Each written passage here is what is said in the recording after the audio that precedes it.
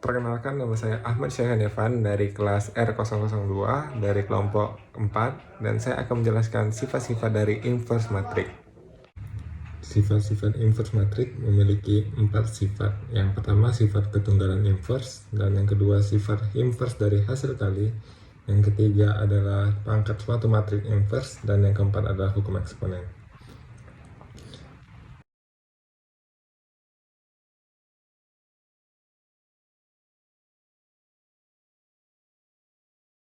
Sifat pertama yaitu ketunggalan inverse. Pada teorema 4.4, jika matriks B dan matriks C keduanya adalah inverse dari matriks A, maka matriks B itu sama dengan matriks C. Bisa dibuktikan, misalnya diketahui bahwa matriks B adalah inverse dari matriks A, sehingga matriks B dikali matriks A itu sama dengan matriks identitas. Karena jika suatu matriks dikalikan inverse dari matriks itu sendiri, maka akan menghasilkan matriks identitas. Nah, maka jika kita kalikan kedua ruas dengan matriks C, maka diperoleh bahwa matriks B dikali matriks A dikali C sama dengan matriks identitas dikali C.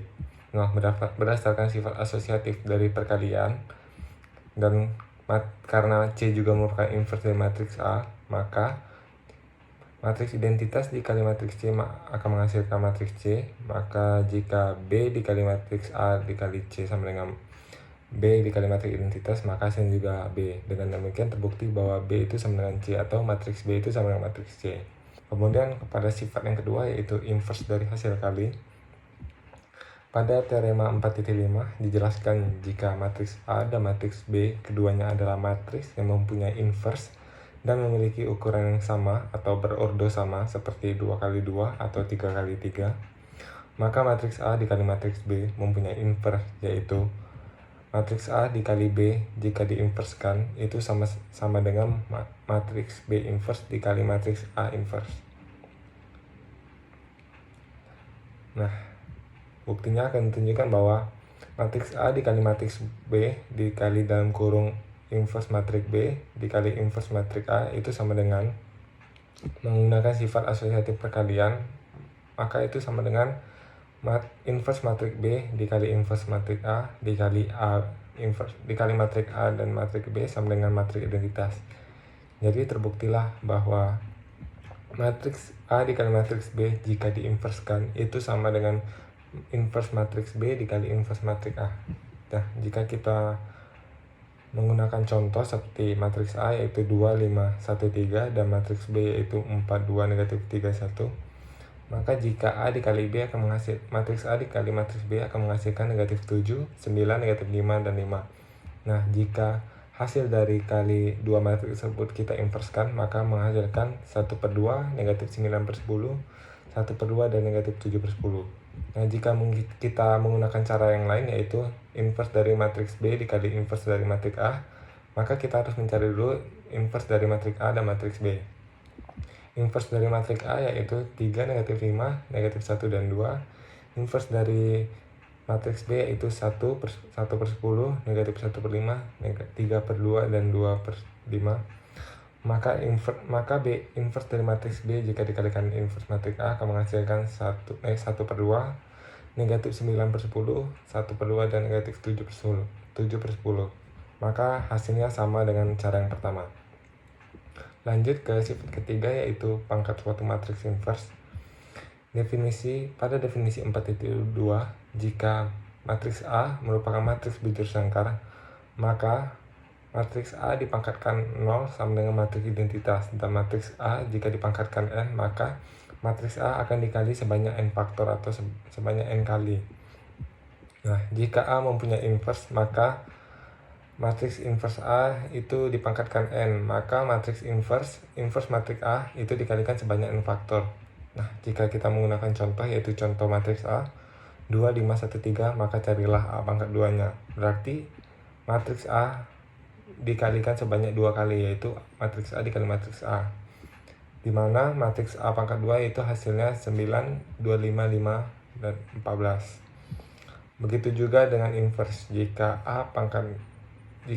inverse A di pangkat 2, maka inverse matriks A itu dikalikan inverse matriks A. Lanjut ke sifat yang keempat, yaitu hukum eksponen. Nah, pada definisi 4.3, jika A adalah matriks yang mempunyai inverse, maka berlakulah inverse A mempunyai inverse, yaitu inverse matriks A. Jika kita inversekan lagi, maka akan menjadi matriks kembali ke semula, yaitu matriks biasa. Jika A dipangkatkan N mempunyai inverse, yaitu A pangkat N diinverskan, maka itu sama saja dengan inverse matriks A dipangkatkan N. Dan untuk N itu sebanyak N faktor, bisa 1, 2, dan seterusnya, bilangan bulat. Dan jika sembarang skalar atau K dikali matriks A mempunyai inverse, yaitu K dikali A diinverskan, maka itu sama dengan 1 per K dikali A inverse. K adalah sembarang skalar.